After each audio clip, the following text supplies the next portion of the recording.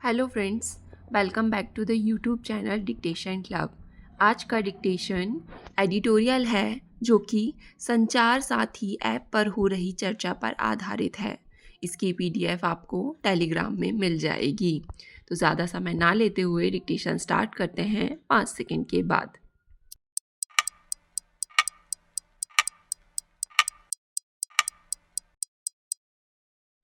अच्छी बात है कि भारत सरकार ने आम लोगों का विरोध देखकर संचार साथी योजना रद्द कर दी है। फिलहाल सवाल लेकिन अभी भी यह है कि इस जासूसी योजना के पीछे कौन लोग थे और उनकी मंशा क्या थी। साइबर क्राइम के बहाने किस आला मंत्री या अधिकारी ने सोचा कि साइबर डकैतों को रोकने के लिए एक ऐसा ऐप बनाया जाए जो भारत में बनने वाले हर सेल फोन में डालना अनिवार्य किया जाए। इन सवालों के जवाब ढूंढना इसलिए ज़रूरी है कि वैसे भी सरकारी नज़र हमारे निजी जीवन पर कुछ ज़्यादा होती है आजकल। हम लोग बेशक इस सरकारी दखलंदाजी से बच सकते हैं, लेकिन अगर हर फ़ोन में एक जासूस बैठाने की कोशिश सफल हो जाती तो भारतीय लोकतंत्र दुनिया की दृष्टि में कमज़ोर दिखने लगेगा। इस किस्म की जासूसी होती है अक्सर रूस, चीन और पाकिस्तान जैसे देशों में, जहां लोकतंत्र नहीं लोकतंत्र का ढोंग रचा जाता है। झूठे चुनाव करा के रूस के राष्ट्रपति व्लादिमीर पुतिन अभी दिल्ली में थे, इसलिए बात उन्हीं से शुरू करते हैं। पुतिन का आधे से ज़्यादा जीवन बीता था रूस की शक्तिशाली केजीबी में काम करते। यह ऐसी जासूसी संस्था है जिसने शीत युद्ध के समय से जासूसी द्वारा अपनी विदेश नीति बनाई थी। जासूसी पर इतना भरोसा था रूस के कम्युनिस्ट शासकों को कि अपने जासूसों को पश्चिमी देशों में रहने के लिए भेजा करते थे, जहां उनको अपनी रूसी पहचान मिटाकर बिल्कुल स्थानीय नागरिक की तरह बनने के लिए कहा जाता था। वर्षों तक ये पकड़े नहीं जाते थे। इन चीज़ों के बारे में तब पता लगने लगा पश्चिमी देशों को, जब केजीबी के बड़े अफसर रूस से तंग आकर किसी दूसरे देश में भाग जाते थे। ऐसा ही एक आला अफसर था वसीली मित्रोखीन, जिसने रूस से भाग जाने के बाद केजीबी के सारे राज मित्रोखीन आर्काइव नाम की किताबों में बता दिए थे।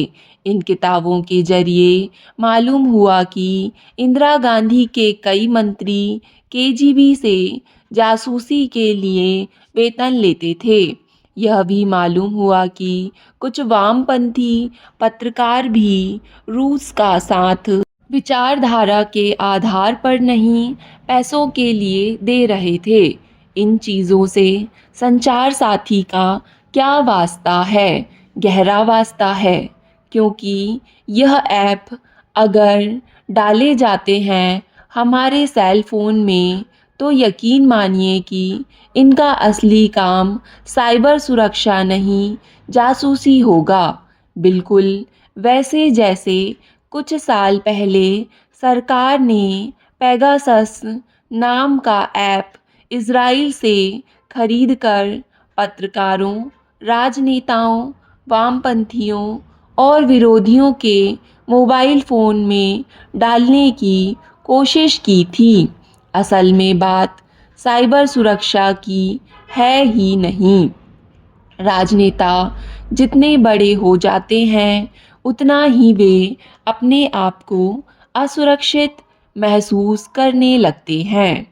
इस दौर में हाल यह है कि प्रधानमंत्री खुद अपने आप को असुरक्षित महसूस करते हैं। इतना कि पिछले 11 साल में उन्होंने एक भी प्रेस वार्ता को संबोधित नहीं किया है। सच यह भी है कि जब भी कोई पत्रकार उनकी आलोचना करता है अपने किसी अनजान पॉडकास्ट पर, तो उसके खिलाफ सरकार कार्रवाई किए बगैर नहीं रहती है। कुछ लोगों पर इतनी सख्त कार्रवाई होती है कि उनके पॉडकास्ट ही बंद हो जाते हैं। इस तरह की जासूसी में नई कड़ी बनने वाला था संचार साथी।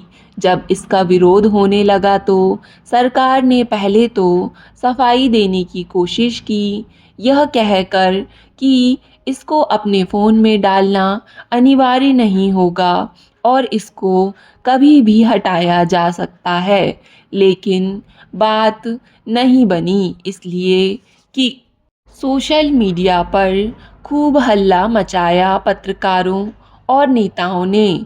अभी के लिए इस योजना को सरकार ने वापस ले लिया है, लेकिन एक बार फिर नुकसान हुआ है नरेंद्र मोदी की निजी छवि का। न्यूयॉर्क में पिछले 10 दिनों में ऐसे लोग मुझे मिले जिन्होंने स्पष्ट कहा कि उनकी नज़रों में नरेंद्र मोदी एक लोकतांत्रिक राजनेता नहीं, तानाशाही फितरत के राजनेता हैं। ऐसा नहीं है कि यही बात डोनाल्ड ट्रंप के बारे में भी नहीं कही जाती है, लेकिन इसलिए कि ट्रंप रोज मिलते हैं पत्रकारों से और बेबाक तरीके से अपनी बातें रखते हैं, उनकी छवि अपने प्रधानमंत्री से थोड़ी बेहतर है।